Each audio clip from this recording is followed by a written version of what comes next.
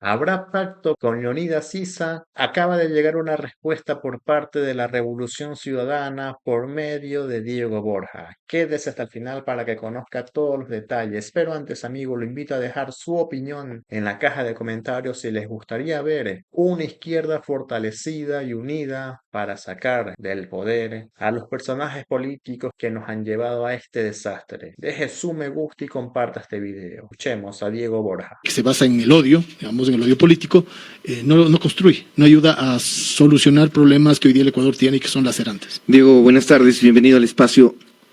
Sería importante también empezar un ejercicio de qué consideran ustedes el principal acierto y qué consideran que se puede o se debe cambiar de cara a la campaña de segunda vuelta. Por supuesto, claro, creo que un acierto fue haber abanderado el llamado a la convergencia y a la unidad de amplias fuerzas. Fue la Revolución Ciudadana la que al final del día terminó siendo la única que hizo una alianza y la que incluso atrajo a sus filas a personas como yo, que habíamos sido súper críticos del gobierno del presidente Correa incluso. Ese abanderamiento de la unidad, por un lado, y el orientar la campaña hacia propuestas, ¿no? Sobre todo, ¿cómo queremos solucionar los grandes problemas nacionales? Seguridad, empleo, energía, educación, salud. Creo que eso es lo que la gente estaba esperando y no seguirnos centrando en una discusión de las antipatías o simpatías políticas. ¿No es más bien economista que los errores del presidente candidato hacen que la revolución suba? Bueno, ayuda, ¿no? Ayuda a que él baje más bien, más que a que la revolución suba, ayuda a que él baje, porque claro, es también evidente que lo que él ofreció hace un año y poco más, 1 año y 3 meses, no sé, para solucionar, no lo ha hecho. No solucionó nada en seguridad, ni en energía, ni en salud, ni en educación, ni en nada. Y las ofertas que hizo de no subir impuestos, no subir precios de combustibles, las violó. Entonces es también como que la gente dice, bueno, hace poco esta persona nos ofreció un poco de cosas que no ha cumplido, y ahí también puede haber un voto castigo, ¿no? Diego, ¿y para corregir?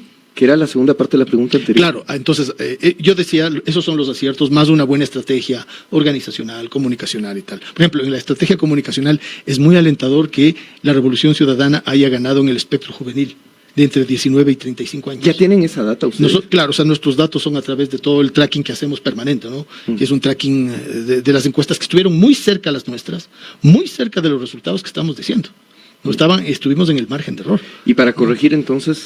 Ahora, para corregir, nosotros lo que decimos es, a segunda vuelta, tenemos que mejorar nuestra capacidad organizativa de campaña, en territorio, en redes sociales, en la articulación de los dirigentes provinciales con el objetivo nacional.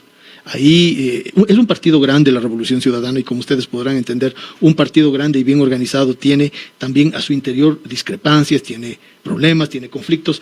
Entonces la idea es a segunda vuelta lograr superar esos conflictos que son propios de la democracia partidaria y poner a todo el mundo, digamos, a trabajar por un objetivo común. ¿Hasta qué punto el tema que sus detractores llaman de la impunidad, pero el tema que pasa por el futuro jurídico de Jorge Glass o un posible retorno de Rafael Correa van a seguir determinando el debate cada vez que ustedes participan en elecciones? Bueno, yo creo que han intentado sacar algunas viejas confiables, ¿no? La del relato de que ya viene Correa, de que ya sale Jorge Glass, la del relato de Venezuela, la del relato de la desdolarización, una serie de relatos. Pero también ha habido Se les ha caído pronunciamientos que no terminan de ser claros. ¿Qué debería pasar con Jorge Glass? ¿Tendría que seguir en la cárcel si es que, por ejemplo, ustedes llegan al Poder Ejecutivo? Porque esa es una de las cosas que yo no entiendo. ¿Cómo quien administra el Poder Ejecutivo decide quién sale y quién? Es que eso eso ha estado totalmente fuera de nuestro discurso.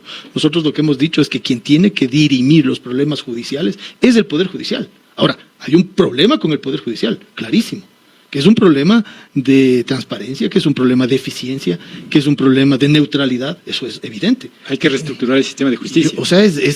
Si el Ecuador quiere ser un país desarrollado, debe tener un sistema de justicia que funcione. ¿Y para qué ellos le van a meter mano? No, es que es otra vez la misma pregunta, o sea, no tiene nada que ver la necesidad de reestructurar un poder del Estado con sugerir que el Ejecutivo pueda meter mano. Son dos cosas diferentes. El Ejecutivo tiene un ámbito de acción, que es el ámbito del Ejecutivo, pero eso no quiere decir que no haya necesidad, por ejemplo, a través de una asamblea constituyente, de modificar otros poderes.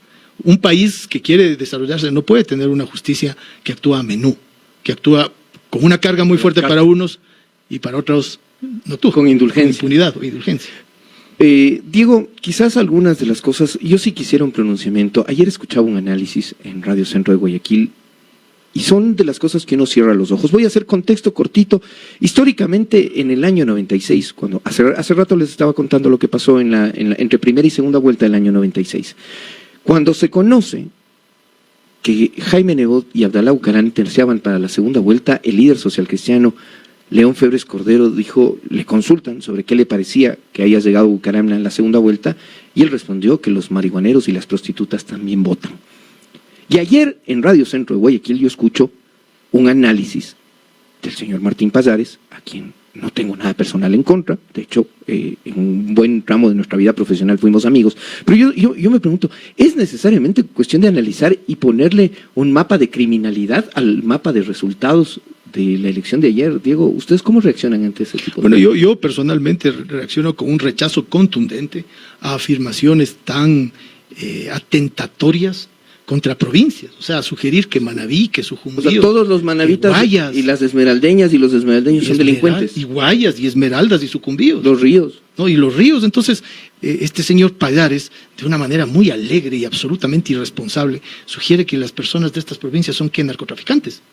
Entonces, eso hay que rechazarlo de plano, porque aquí lo que tiene que primar en una campaña electoral, en un juego democrático, son las ideas y argumentos, no este tipo de calumnias masivas. Imagínense lo que es decir toda una provincia, Manabí, Guayas, Los Ríos, Esmeraldas, Sucumbíos, son narcotraficantes. Ese voto que obtiene la Revolución Ciudadana puede traducirse entonces en un voto que está cansado de un gobierno que no los atiende. Creo que hay mucho de eso. El peso de la realidad es muy grande, son 90 días sin luz, son incrementos notables de la violencia. El mes de enero de este año fue el mes más violento de toda la historia republicana del Ecuador. Hay un incremento de las extorsiones a un nivel brutal, de 800 extorsiones en el 2019 a 22.000 en el 2024, una caída enorme del empleo, una indolencia frente a una población migrante expulsada en condiciones humillantes. Creo que ese peso de la realidad le golpea a Noboa y le muestra también como un incapaz para resolverlo. Diego, hay algunos elementos externos a la campaña que podrían jugar o ser determinantes de cara a la elección del 13 de abril de 2025.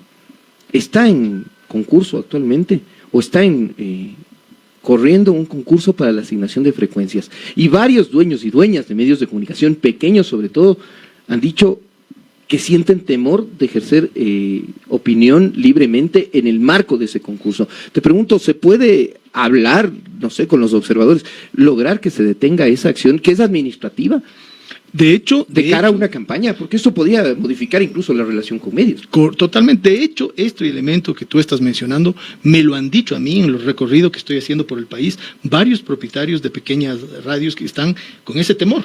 Y claro, no nos llama la atención que Noboa, que es un personaje que utiliza las instituciones para perseguir, también utiliza esta espada de Damocles de las frecuencias para intentar alinear. Justo el 10 de abril concluye Sí. el plazo para que presenten los documentos. Entonces es casi que van de la mano los dos. Entre las cosas que yo he dicho y me he comprometido a señalarlo con los veedores internacionales es porque este es un mecanismo de chantaje que contribuye a alinear una opinión que no necesariamente es favorable a Noboa con Noboa, porque él es el que utiliza las instituciones mal usando el poder como le caracteriza. Mecanismo de chantaje, pero que no es nuevo, Diego. Pues sí, no porque no sea nuevo es bueno. O sea, dos errores no hacen un acierto, Por ¿no? supuesto. O sea, Es dos cuestionable errores. en cualquier gobierno de turno. Exactamente. Entonces, dos errores no hacen un acierto. Estamos en una condición donde hemos visto que este presidente utiliza todas las instituciones para perseguir, no solo las de justicia, mete mano en el Consejo Electoral, mete mano en el Tribunal Contencioso Electoral, mete mano en todas las del Ejecutivo, incluyendo las que son nombradas como entes de regulación, como la Superintendencia de Compañías. Eso significa que si llegan al poder, ustedes tendrán todos los órganos de control independiente del Poder Ejecutivo. Ese es el objetivo, tener un Estado con pesos y contrapesos. Porque no, como le vuelvo a repetir, no necesariamente por una equivocación, dos veces equivocarse es bueno.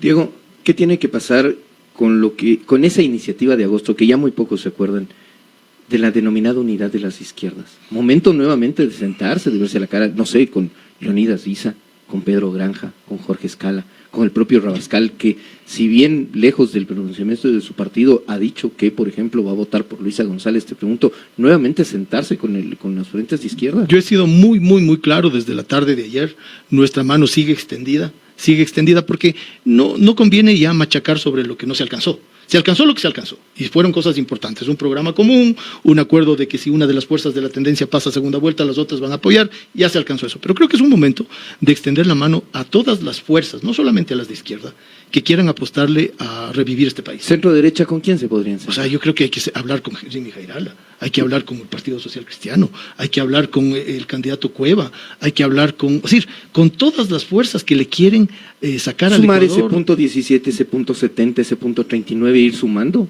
No solamente desde un cálculo electoral necesario, no solamente desde ahí, obviamente es necesario para ganar las elecciones, sino desde un punto de vista de acuerdo de gobierno, de gobernabilidad para el siguiente periodo. Pero ¿qué coincidencias pueden tener con un partido de derecha como el Partido Social Cristiano, Varias. Movimiento de Izquierda? Ejemplos. Varias. A ver, la producción en el Ecuador está destrozada. Falta de inversión a lo grande. Se ha roto la cadena de pagos, donde hay muchos productores involucrados.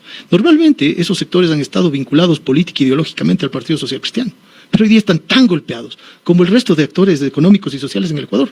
Si a usted le rompe la cadena de pagos de todo el sistema de prestadores de servicios médicos, usted se destruye, quiebra como empresa. Contratistas del Estado. Contratistas del Estado, y a su vez deudores de otros proveedores, y a su vez deudores de otros proveedores, y entonces usted tiene un país en crisis. Entonces, un proyecto de desarrollo que estamos diciendo, vamos a recuperar la inversión pública para atraer inversión privada, puede ser interesante para fuerzas que históricamente se han ligado más bien a la derecha. La salud de la relación interpersonal al interior del binomio.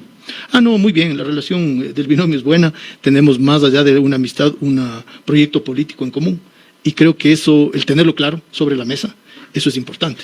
No le van a mandar a Turquía. Es un mal ejemplo, ¿no? El que ha dado el presidente actual. Le pregunto eso porque en imágenes de televisión se ve que al parecer no tienen una buena relación ustedes, porque no se los ve normalmente como otras candidaturas, otros binomios juntos y con caras más amigables, por decirlo de alguna manera. Déjeme responderle coloquialmente. Usted ha visto en el Facebook cómo aparecen ahí las parejas agarrados de la mano y se dan besos y mi amor, y 2 doritos después están divorciándose. ¿O tienen cuentas paralelas? Entonces acá nosotros no somos de arrumacos y de chuchuchú, mimimi, no. Tenemos un proyecto político en común, tenemos un objetivo que es sacar al Ecuador de este marasmo, y eso nos anima más que otra cosa. Entiendo que usted se va a encargar de la arquitectura financiera del país, si es que llegan al poder. De la política económica es lo que hemos acordado, que es muy grande decir eso, ¿no? Porque fíjese, en mi visión, el problema económico más grande que tiene el Ecuador es la falta de empleo. Y resolver un problema de esa naturaleza implica hacer mucho esfuerzo institucional, gubernamental y mucha capacidad de concertación más allá del gobierno. Revisábamos la Asamblea Nacional hace poquito, Diego, está ya todo dicho, se quedan ustedes con 65 asambleístas, ADN con 66, ¿esas son cifras definitivas o todavía no? Creo que no, justamente hace un momento me estaban pasando las últimas cifras de cómo está en principio, ¿no? Y acá en la que tengo yo, estamos 67 Revolución Ciudadana, 66 ADN, 9 Pachacuti, 4 Social Cristiano y otros 5. Entonces, creo que todavía no está dicho, no nos gusta adelantarnos. O sea, todavía ves lo que conversábamos, todavía puede cambiar esa correlación de fuerzas, pero igual van a necesitar, por ejemplo, aliados claro. al interior de la Asamblea. Por eso, cristianos y Pachacuti naturales para ustedes. Por eso les mencionaba que el problema de esta segunda vuelta no solamente es una aritmética electoral, que sí la es, sino es un tema de gobernabilidad. ¿Cómo lograr un acuerdo de gobierno que le saque al Ecuador del momento en el que está? Porque no conviene acuerdos de gobierno en los que ustedes estén negociando cosa por cosa, punto por punto, institución por institución, porque eso se presta mucho a la corrupción. Momento de superar el correísmo, anticorreísmo, dijiste, ¿no es cierto, Diego? Creo yo que está en el... ¿Y hasta qué punto, por ejemplo, Rafael Correa tendría que salirse de esa ecuación? Es que, ¿por qué va a salir el líder del partido, digamos? O sea, ustedes mantienen, pero tú sabes que esa es precisamente la piedra de toque con muchas personas, con personas que quizás pueden estar en la misma serie ideológica. Es que, a ver, vamos por partes. Si tú en la política llevas a personalizar las cosas, estás volviéndote muy vulnerable, porque estás dependiendo del humor de una persona. En la política lo más pernicioso es personalizar los procesos. Hay que trascender las personas, que son, por supuesto, son líderes importantes con sus ideas, con su peso específico, pero acá lo que hay que poner por delante son acuerdos sobre proyectos políticos, sobre acciones concretas, sobre soluciones, y desde ahí actuar. Caso concreto con el movimiento indígena. Creo que tenemos muchísimas coincidencias, muchísimas, ¿no? Claro, si tú personalizas en Isa o en Correa o en fulano o en Mengano, la cosa se vuelve complicada. ¿Será parte de la campaña electoral en segunda vuelta del presidente Correa?